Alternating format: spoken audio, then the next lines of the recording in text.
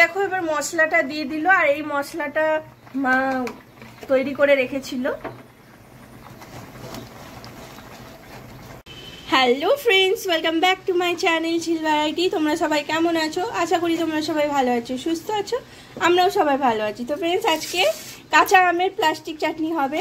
তো ফ্রেন্ডস, আমটা কাঁচাই আছে কিন্তু অল্প অল্প একটু পেকে গেছে। তো চলো এটা দিয়ে প্লাস্টিক আমের চাটনি হবে। তো মা দেখো এখানে বসিয়ে দিয়েছে তেল, সরষে আর শুকনো লঙ্কা ফোড়ন দিল, জল আছে দেখতে আম ছাড়লাম। তো ফ্রেন্ডস, এবার আমগুলোকে মা ছেড়ে দিল,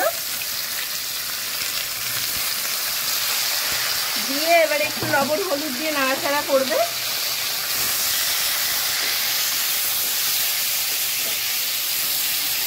তো ফ্রেন্ডস, এর ভেতরে এবারে লবণ দিয়ে দিচ্ছে। আর এই চাটনিটা মাই করছে, আমি শুধু তোমাদের তুলে ধরে দেখাচ্ছি। এবার হলুদ দিয়ে দিল। আর ফ্রেন্ডস, আমি আমটা তোমাদের বলে দিই, আমি এইভাবেই কেটেছি। তোমরা পারলে ওই যে মেশিনটা হয় ওটা দিয়ে ঝিরিঝিরি করেও কাটতে পারো। আমি এইভাবে পাতলা পাতলা করে আমটা কেটেছি। আর এই আমটা হালকা ভাজতে হয় না তো গলে যাবে। তো ফ্রেন্ডস, মা বলছে দেখো এই আমটা হালকা করে ভাজতে হয়, নাহলে গলে যাবে। এবার মা জল দিয়ে দিল, অল্প একটু নাড়াচাড়া করে জল দিয়ে দিল। তো ফ্রেন্ডস, এর ভেতরে দেখো মা কিশমিশ দিয়ে দিল।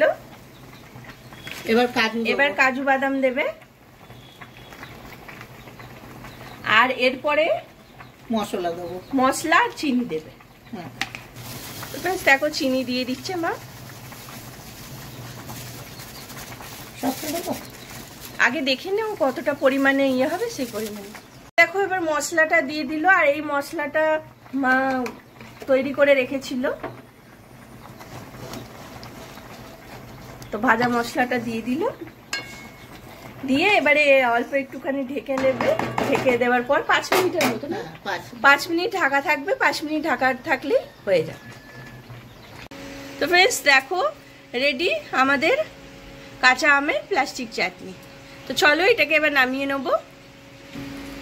ফ্রেন্ডস, দেখো নামিয়ে নিয়েছি। তো চলো ফ্রেন্ডস, তোমাদের কেমন লাগলো কমেন্ট করে জানিও। আর সবাই জানি প্লাস্টিক আমের চাটনি তোমরা করতে পারো, কিন্তু আমরা যেভাবে করি সেটাই তোমাদের সাথে শেয়ার করলাম। ভালো লাগলে একটা লাইক শেয়ার করে দিও, কমেন্ট করে জানিও কারা কারা এভাবে খেয়েছো আর কিভাবে তোমরা করো। চলো ফ্রেন্ডস, সবাই ভালো থেকো, আবারও দেখা হবে, টাটা।